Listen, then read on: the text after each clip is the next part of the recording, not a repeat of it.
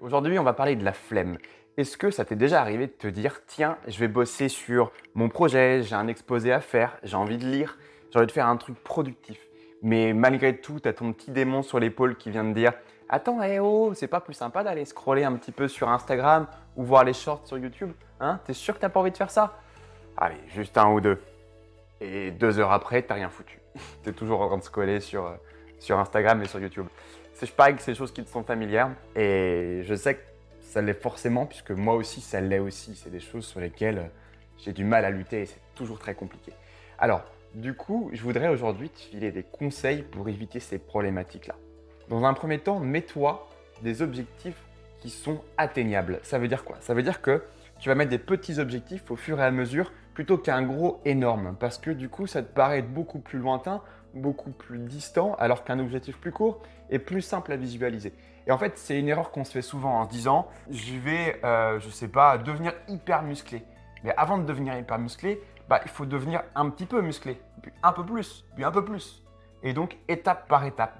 Du coup, au lieu de te dire je veux devenir hyper musclé, l'objectif c'est peut-être de se dire je vais faire une traction avant, puis deux, puis trois. D'accord? Donc, allez étape par étape.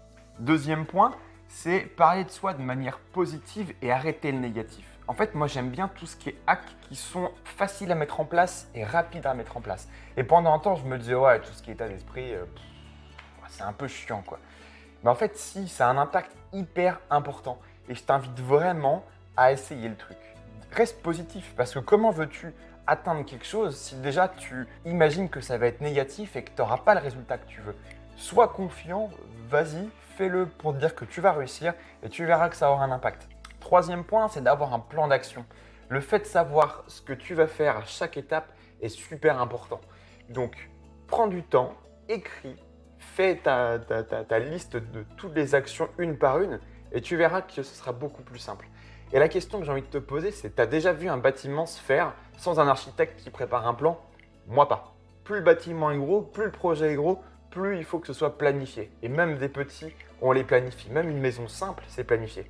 Quatrième point, c'est évite les distractions. J'en parle très régulièrement dans cette chaîne et c'est hyper important en fait d'éviter les distractions. Parce que si tu es sur ton ordinateur par exemple ou en train de lire ou en train de faire autre chose et qu'à côté tu as ton téléphone qui sonne constamment, comment veux-tu pouvoir arriver à faire des choses? C'est pas possible. Tu vas finir par passer tout ton temps sur ce que tu fais.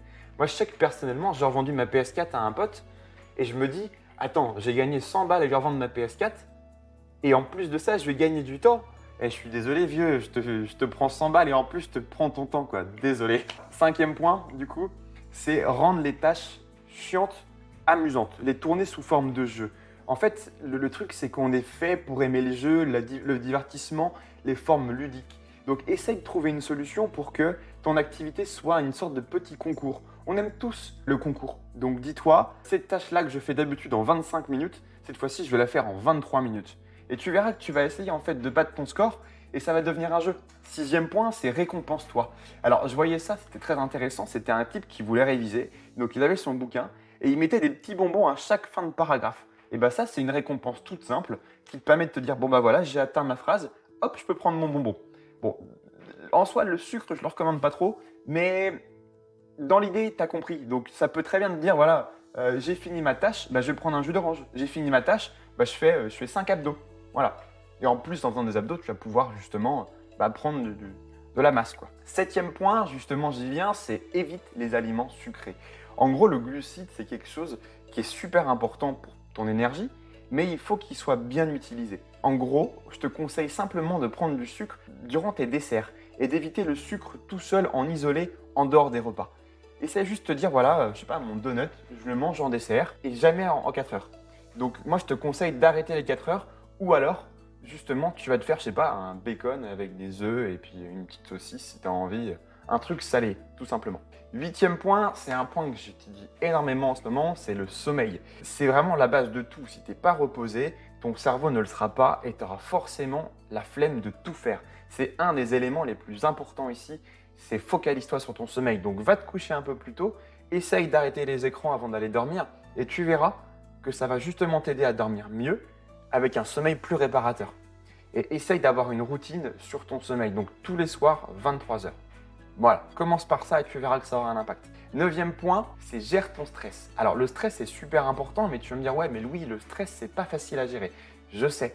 Donc si jamais tu sens que tu as du stress qui monte, dis-toi, voilà, je ferme les yeux, je prends mon temps, j'inspire par le nez, j'expire par le nez à nouveau, tout simplement. Fais-toi ça, tu te fais une dizaine de respirations comme ça, et tu verras qu'en fin de compte, ton stress, il va commencer un tout petit peu à s'évaporer. Tu ne pourras pas l'enlever à 100% parce que tu auras toujours ces pensées un petit peu négatives qui resteront là, mais ça va t'aider.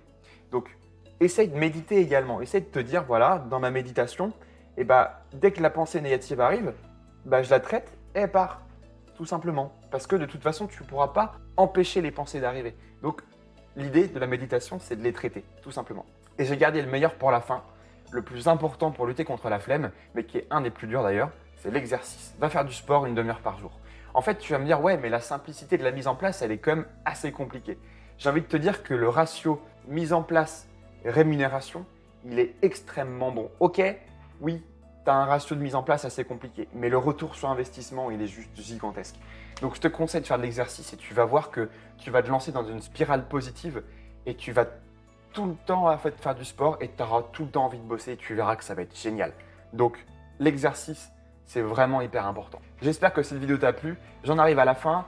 Du coup, je t'invite à aller regarder juste en bas. Tu as un lien où je te propose 9 techniques et hacks de productivité et d'organisation. Ça va t'aider à être beaucoup plus performant et ça va aussi t'aider à mieux te mettre en place pour aller travailler et enfin arriver à mettre en place tes projets. Donc vas-y, clique dessus, tu as juste à mettre ton lien et c'est parti, je t'envoie tout ça par email.